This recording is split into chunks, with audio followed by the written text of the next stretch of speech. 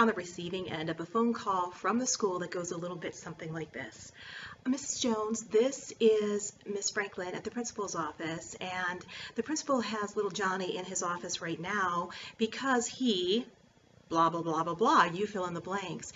Well, if you've been on the receiving end of that sort of call, this clip is for you, because we're going to talk about 5 ways to keep your child in the classroom and out of the principal's office, and that is something that we all would like to do as parents.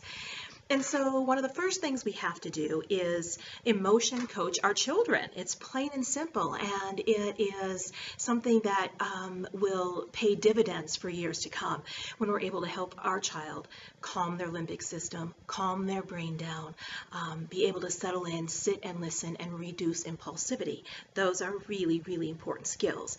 And we teach those in such a way that our children hardly know that we're teaching them. We are playful with them. We give them new words to say and new things to think and new behaviors. All of those things are discussed in Bloom. But that emotion coaching piece is crucial because social skills will determine our success across the lifespan, not only with peers and in relationships, but also it has a huge impact on our academic ability as well as our success in our career. So emotion coaching first and foremost. We all want to be doing that, and Bloom is the ticket to help you with that. The second thing we want to do is what I call map skills, but I'm not talking about maps that we open up like the old time maps. Hardly anybody uses those anymore. Everybody has GPS on their phones or somewhere in their car, and they don't use old-time maps. But when I'm talking about map skills, I'm talking about following directions, plain and simple. And directions and being able to follow them will also contribute to your child's ability to stay in the class, stay on task, and do what's asked of him. So there are some games that we can play with our kids that will help them learn how to pay attention better. And they're classic games that most of us remember. Games like Red Light, Green Light, games like Simon Says, and those sorts of games can be really, really helpful to our children because they're having to listen, they're having to attend to what we're telling them. Simon Says is another one that's really helpful for children.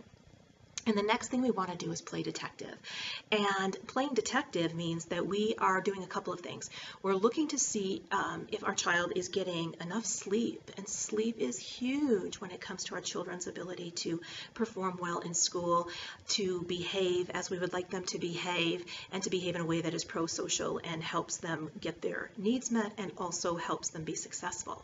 So when our child gets enough sleep, they're able to do those things much more easily. And if you have a sleep issue or you're concerned about sleep with your child, check with your physician and see what you can do to help ameliorate or help solve that problem. And then the other thing is nutrition. And nutrition also has a huge impact on behavior, much more so than most of us have come to know. And so paying attention to whether our children are getting enough protein, whether they're getting enough quality fats, whether they're getting enough fruits and vegetables on a daily basis to keep their brain in tip-top shape and help them perform at their highest level possible. The other thing when it comes to playing detective is figuring out exactly what's happening with our child in school. Are they having trouble spots on the bus? Is it first thing in the morning when they get there? Is it at math class? Is it at recess? Is it in the cafeteria? Are they unstructured times or structured times? Asking those questions and figuring out exactly where the problems are can be very, very helpful. And last but not least, contact your school district and find out if they have a behavioral specialist who could come in and do a functional behavior assessment and help figure out some of the functions of your child's behavior. That is, what is your child trying to get at with those behaviors, and help to determine some much more effective ways for your child to get those needs met, thereby helping reduce those behaviors. The next thing we want to do is what I call go Hollywood. And when we go Hollywood, that simply means that we're role playing, that we're figuring out some fun ways to interact with our kids and letting them try on some new behaviors. Trying on some new ways to respond to problem situations. And we want to do this when our kids are calm and cool and collected, and when they're able to really kind of receive the information we're trying to share with them. That's going to make it much more easy for them to be able to recall some of that later on when they really, really need it. And don't forget, as with most things in Hollywood, rehearsals are definitely important. So you want to rehearse with your child those new strategies. You don't want to just do it. It's not a one and done thing. You want to rehearse it and do it over and over and over again, because repetition is what helps it stick in our brain.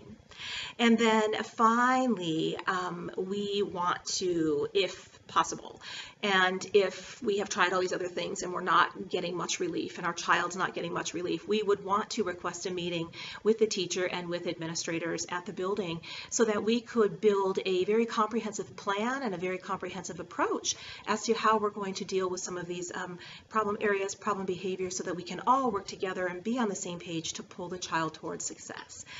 Look in the book for a lot more ideas that can be really beneficial to helping your child realize success and be the best that he or she possibly can.